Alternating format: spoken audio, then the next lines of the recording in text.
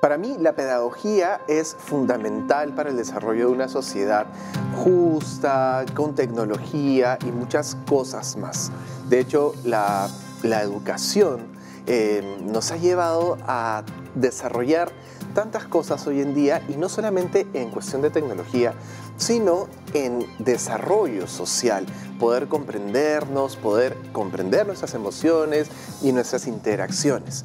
Y ahí cumple un papel muy importante la pedagogía alternativa, que es justamente lo que vamos a hablar el día de hoy, que muchas de estas técnicas alternativas de pedagogía nacen de otras más antiguas a las que normalmente conocemos. Claro, y de hecho tener estas, digamos, alternativas de pedagogía ayuda a que los niños puedan explorar un poco más, ¿no? A veces cuando hay un método tradicional se limitan ciertas cosas y de verdad hay diferentes, ¿cómo se llamarían? Técnicas, herramientas, estilos, ¿no? Estilos de pedagogía como Montessori, como los grupos de crianza, como Waldorf, que todos tienen como punto central enfocarse en el estudiante, ¿no? En el niño, en la niña, y respetar mucho, porque creo que muchas veces la enseñanza de la pedagogía tradicional es como, podría imponer mucho y hay niños que no necesariamente funcionan bien o pueden desarrollarse óptimamente con este tipo tradicional, ¿no? Y aquí justamente la pedagogía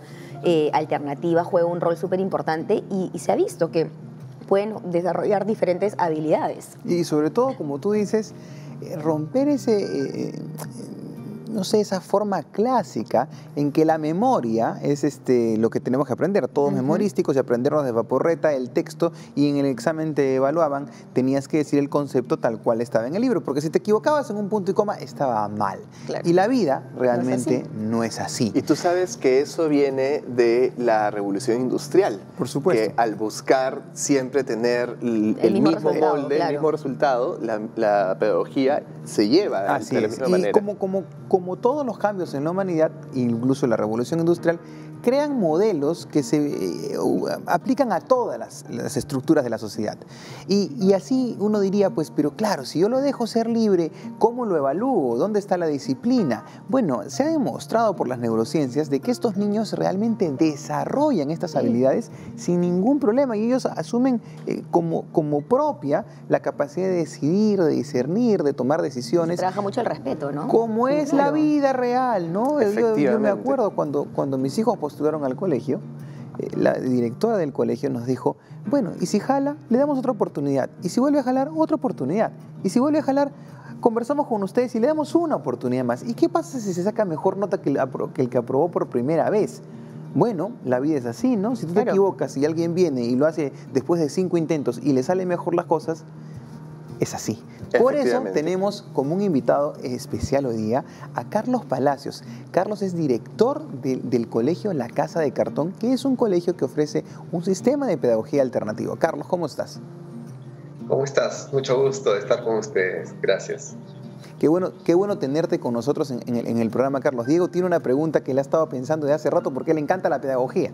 Sí, efectivamente. Y de hecho la neurociencia tiene mucho que ver con eso, ¿no? Entonces, ¿qué nos da la neurociencia? Estos nuevos hallazgos de la neurociencia, ¿qué nos ofrece? ¿Qué nos dicta? ¿Qué nos dice, ¿sí?, sobre el desarrollo de los niños y las niñas? Yo creo que lo central es generar contextos valiosos, enriquecedores, amables, diría en una sola palabra, justamente para promover distintas posibilidades de aprendizaje en diversos aspectos de los niños y de las niñas, ¿no? Creo que son condiciones gratificantes. Creo que hay una seguridad emocional que tiene que estar a la base, a partir de la cual se promuevan diversas posibilidades de crecimiento, de aprendizaje en distintos aspectos de las personas, ¿no? Condiciones gratificantes. Qué bonita palabra. Efectivamente, sí. Y una pregunta, Carlos, en relación a las nuevas tendencias, ¿cuáles son estas? ¿Qué es lo que se ha visto? La efectividad que tienen, ¿no? Porque a veces los papás pueden ser un poco reacios, sí, un poco escépticos, ¿no?, a estas alternativas, a estos métodos alternativos, ¿no? ¿Qué dice la tendencia? ¿Qué dice la ciencia? ¿Qué dicen los estudios? Sí. Yo creo que estas propuestas educativas alternativas te plantean algunas diferencias respecto a otras propuestas más convencionales, tradicionales, ¿no? Una primera importantísima es respecto a los objetivos. Creo que en las propuestas educativas alternativas importa mucho el desarrollo integral de las personas, pero teniendo la base el desarrollo de actitudes sobre la base de unas emociones consolidadas, ¿no? Esto es una diferencia respecto a una propuesta educativa tradicional donde hay una prioridad de la actividad más intelectual, ¿no? Centrado en la acumulación de información. Esa es una diferencia importante, el objetivo. El segundo aspecto, de la mano con el primero, es un poco la metodología. Entonces, es fundamental en esta nueva metodología darle un protagonismo al niño, a la niña, al estudiante, ¿no? Hacer de este sujeto que aprende un sujeto constructor del aprendizaje. ¿Importa el maestro o la maestra? Sí, pero importa también un niño o una niña motivado, retado a aprender.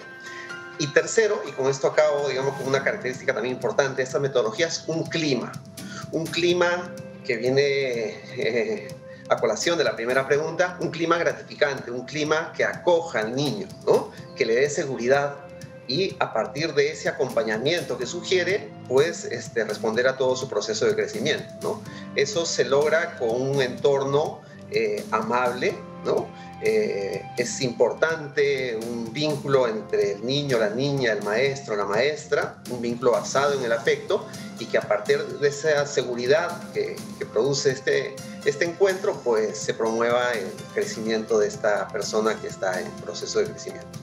Qué trascendental lo que nos mencionas, Carlos. De hecho, yo te iba a preguntar qué condiciones hacen que esto sea favorable, pero tú lo acabas de responder diciéndonos que en verdad es lo que siempre hemos sabido, ¿no? La relación entre el maestro, la escuela, el método que utilizas para relacionarnos y el alumno. Quizás centrada en el alumno y no en el método, como tradicionalmente nos han centrado, que tienes que aprender de esta manera y si no aprendes de esta manera estás equivocado. ¿Qué impacto tiene este tipo de educación que tú ya hayas medido con los alumnos que han egresado del colegio, por ejemplo? Mira, nosotros tenemos más de 35 años ofreciendo esta propuesta educativa y es un aporte para la educación en general del país. Y bueno, lo que tenemos en primer lugar, y esto creo que es algo que nos genera mucha satisfacción, son estudiantes contentos de ir a la escuela. Feliz. Mira, esto es algo fundamental. Claro. Que un niño o una niña vaya con comodidad a un lugar en el que va a compartir una comunidad con sus pares, con los adultos, es fundamental, ¿no? Entonces creo que eso es importante.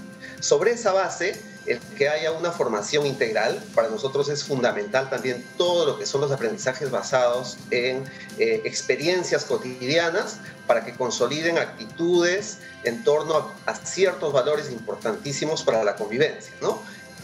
Valores en torno a solidaridad, búsqueda de verdad, libertad y creatividad. Entonces, que tengan en la escuela espacios concretos para poner en práctica actitudes, conductas, espacios de convivencia, regulaciones, responsabilidades, noticias, asambleas, campamentos, ¿no? Recursos metodológicos para el trabajo de actitudes, también es fundamental, ¿no? En esta propuesta. Y junto a este valor importante y prioridad importante del desarrollo de actitudes, pues también el desarrollo de habilidades intelectuales. Ojo, desarrollo de habilidades intelectuales que es mucho más allá de la acumulación de información. Así es, efectivamente. Totalmente. Carlos, qué interesante lo que nos comentas, qué importante. De hecho, yo aprendí eso estando en el colegio, que no todos aprendemos igual, y me lo enseñó un profesor que había estudiado psicología, pero que no ejercía como psicólogo, sino como profesor en el colegio, y justamente él me ayudó a encontrar esta relación que mi cerebro hace con los colores, por ejemplo, ¿no? Entonces, qué importante. Pero ¿te parece si seguimos conversando después de este tema, después de la pausa, para poder seguir ahondando un poquito más? Porque yo sé que acá Diego está, pero que le pica la lengua para seguir preguntando sobre la pedagogía alternativa. Así es que vamos a un corte y regresamos. Con mucho gusto.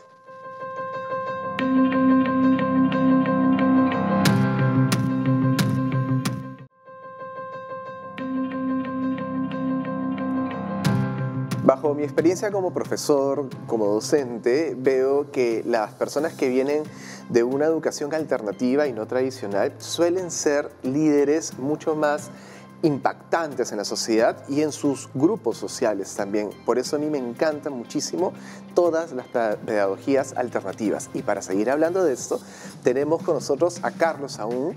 ¿Sí? Ahí estás, Carlos. Carlos, gracias. Tengo una pregunta para ti.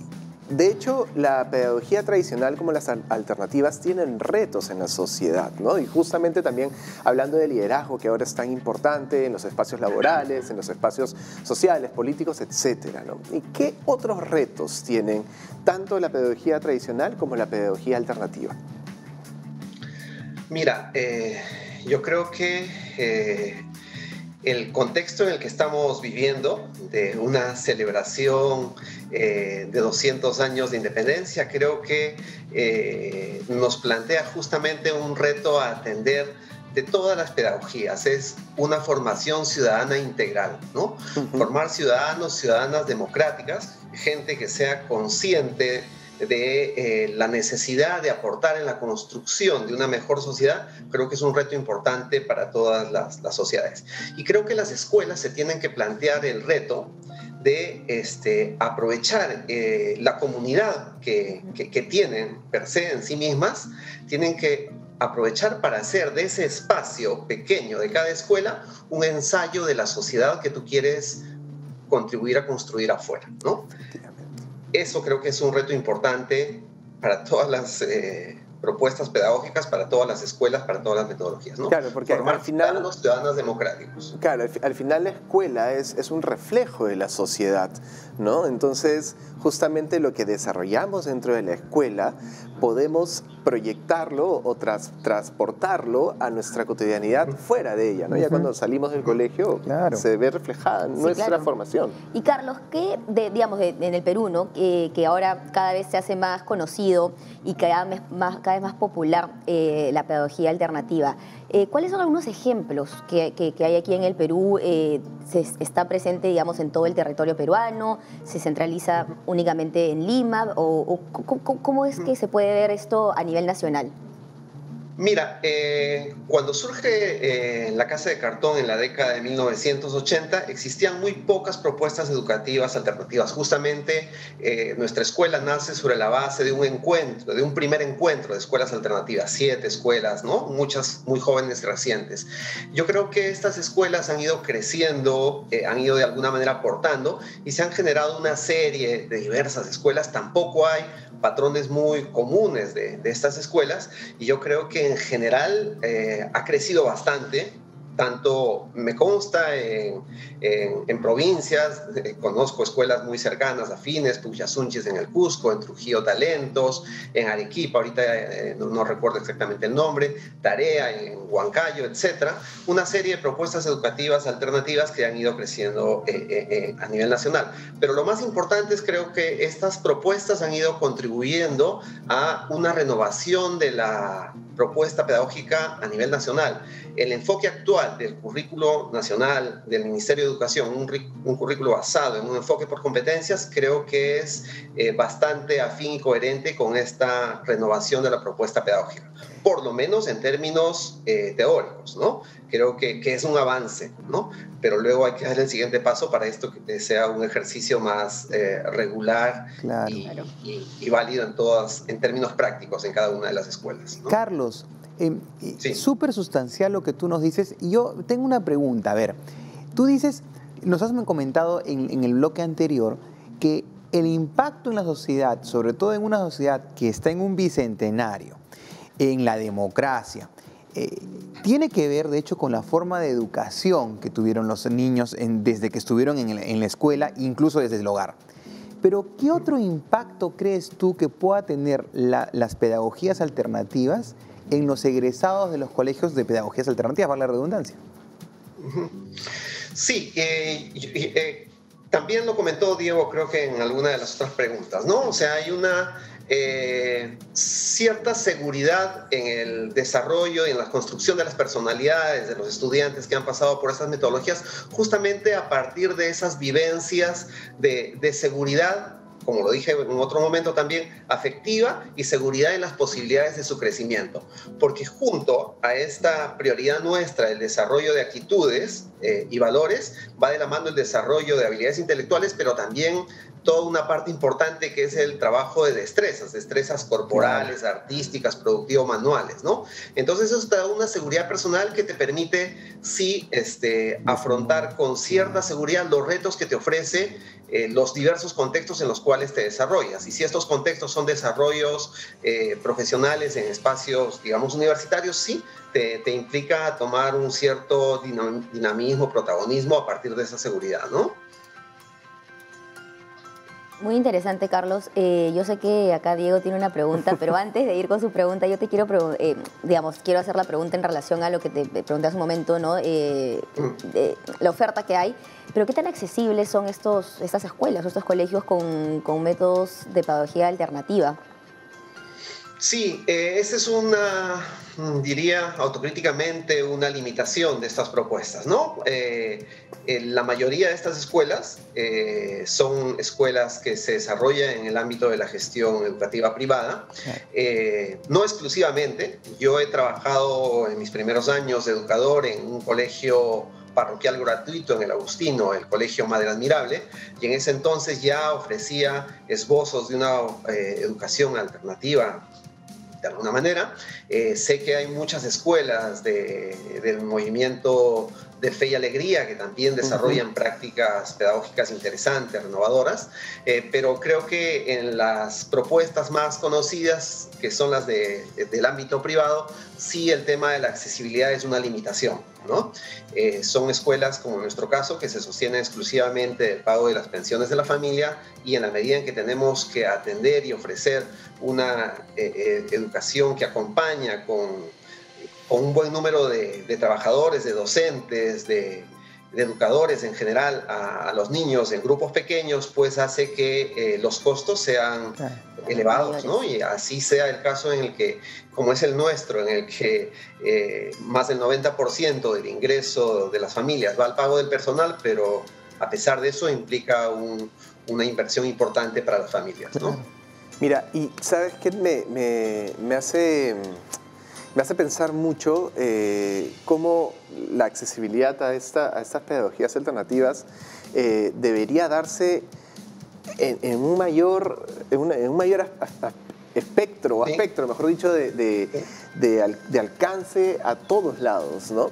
Sí. Y creo que también choca un poco y hay un conflicto con las personas, en la mayoría madres, padres de familia, que han tenido una educación más tradicional y chocan, por ejemplo, con la metodología de no dejar tareas, ¿no? Y sé de una institución grande, de hecho es una corporación educativa con esta pedagogía alternativa, que creo que en Arequipa es donde la gente dice no, que esto me lo contaste, que no, ¿cómo no le van a dejar tareas, no?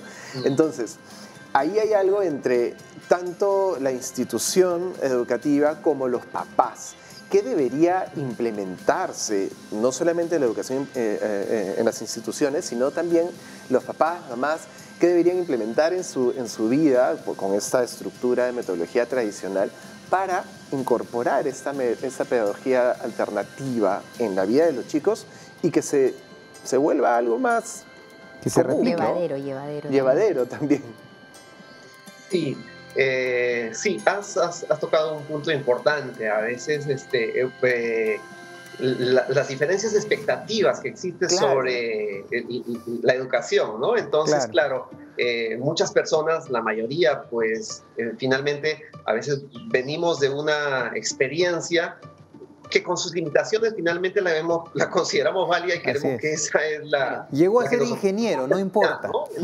Hay una natural, digamos, postura conservadora, ¿no? Respecto a lo tradicional. Y vienen con cosas como estas, pues a veces, no sé, el volumen de páginas que se va llenando en el cuaderno, la cantidad de tareas, no importa si son estimulantes, si son dosificadas, lo importante es que sean muchas, ¿no? La disciplina externa, basada a veces en la obediencia, el silencio, esto es sinónimo de efectividad. Sí, hay un costo, creo que a trabajar, a revertir ahí, ¿no? Ahora, en nuestro caso en particular, digamos, nosotros no tenemos esta dificultad porque justamente las familias que se acercan a nuestra escuela, a la Casa de Cartón, son las que han optado por una propuesta distinta. Entonces eso nos facilita muchísimo las cosas, porque además el primer paso para... En la situación nuestra para ingresar a la Casa de Cartón, pues es que las familias participen de una reunión de informes, porque nos interesa que conozcan cuál es la propuesta y si esta propuesta entra en diálogo con sus propias concepciones educativas, a lo que estamos conversando, ¿no?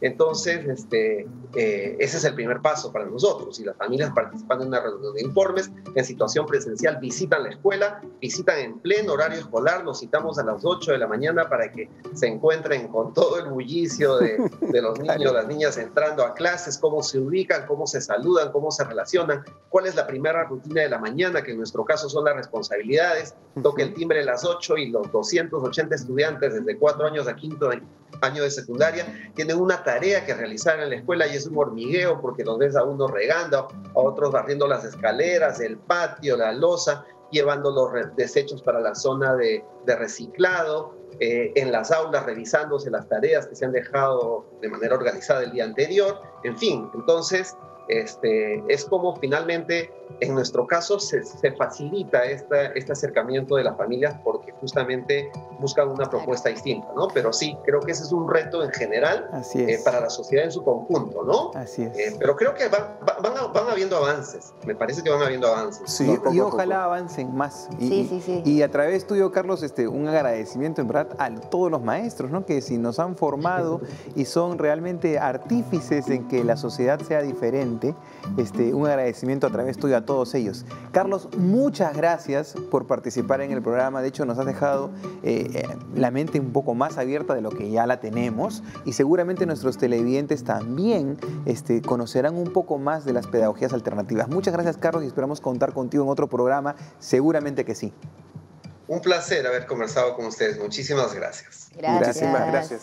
Yo amo las pedagogías alternativas en general. Yo enseñé en un nido que tenía la metodología de aprender jugando, ¿no? Del juego libre, y cómo en esta experiencia de jugar con libertad aprendes y aprendes desde tu propia emoción, desde tu propia experiencia, y es así más o menos lo que te ocurrió a ti, lo que me ocurrió también a mí ya en la universidad, que vas descubriendo cuál es tu propia metodología de aprendizaje. ¿Sabes? Y otra cosa importante que pensaba ahora cuando Carlos hablaba sobre estas diferentes responsabilidades que tienen los niños, ¿no?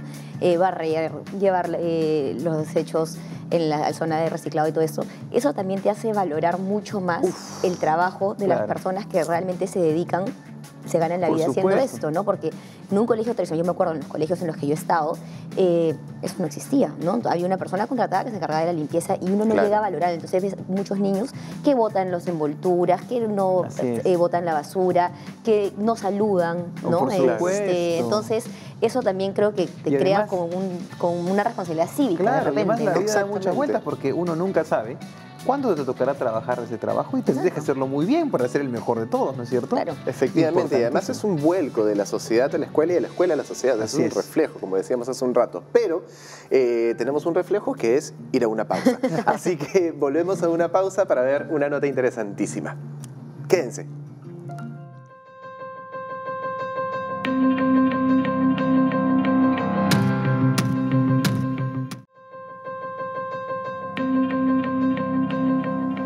Hoy día estamos tocando un tema que a mí me encanta muchísimo y hablaría muchísimo, pero no hay mucho tiempo. Así que vamos a ir a ver una nota con Fito Espinosa y la experiencia con sus hijos. Vamos para allá.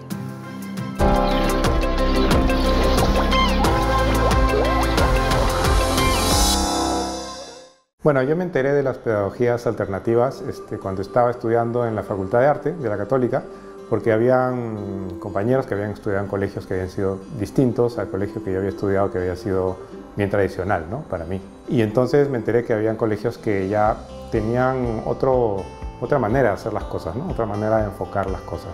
Bueno, lo que me motivó a que mis hijos estudien en un colegio diferente es que creo que yo sufrí un poco en el colegio, ¿no? Un poco no, en realidad sufrí bastante. Era un colegio muy cuadriculado.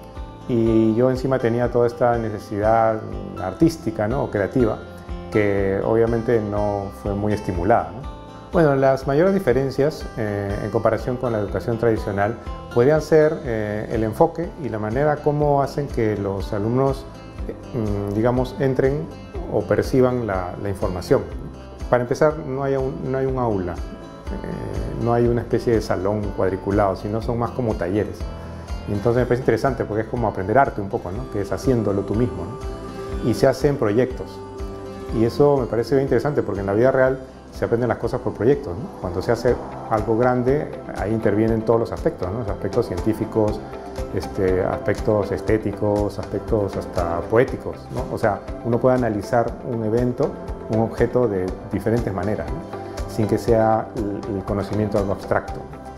Bueno, yo les diría a todos los padres que están averiguando y buscando colegios alternativos que primero, obviamente, averigüen bien y pregunten a otros padres, porque tal vez no es para todos, ¿no? O sea, se suele pensar que estos colegios están orientados hacia el lado artístico y que todas las personas que estudian ahí van a acabar de artistas, ¿no? Y se suele pensar que no están bien educados en ciencias, por ejemplo, o en idiomas, qué sé yo, ¿no? Y yo creo que eso depende mucho del alumno, no tanto del colegio. Pero bueno, una de las cosas por las que yo he colocado a mis hijos en un colegio así es porque yo creo que le dan bastante énfasis al lado emocional de los niños, ¿no? Por el lado más humano, ¿no? O sea, de tratarlos como personas que están buscando y que son conscientes y que pueden aportar incluso a su misma educación, ¿no? Creo que el rol de los padres, por lo menos en mi experiencia, ¿no? con un colegio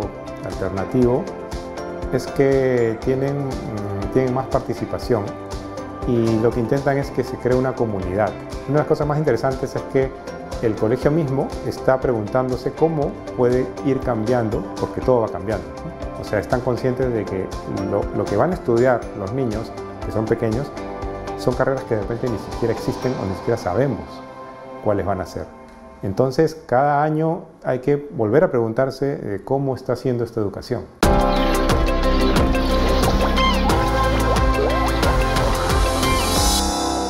Me encantó, sí, toda la información que nos dio, porque como un padre de familia lo vives distinto que como un maestro, ¿no? Y verlo reflejado en tu casa, en cómo los niños se van desenvolviendo, definitivamente es como una evidencia viviente de que funcionan estos métodos alternativos y que no está mal apostar por ellos, ¿no? Yo creo que eso es súper importante, así como no está mal tampoco apostar por nuestras redes sociales, que nos sigan por ahí para poder dejarnos información, que quieran temas, dudas, preguntas. Y acuérdense que también tenemos un canal de YouTube. Es decir, que nos pueden ver a cualquier hora, en cualquier día, y lo pueden compartir con sus personas más cercanas. Así es, la educación tan importante. Así que nos vemos. Este ha sido todo el día de hoy.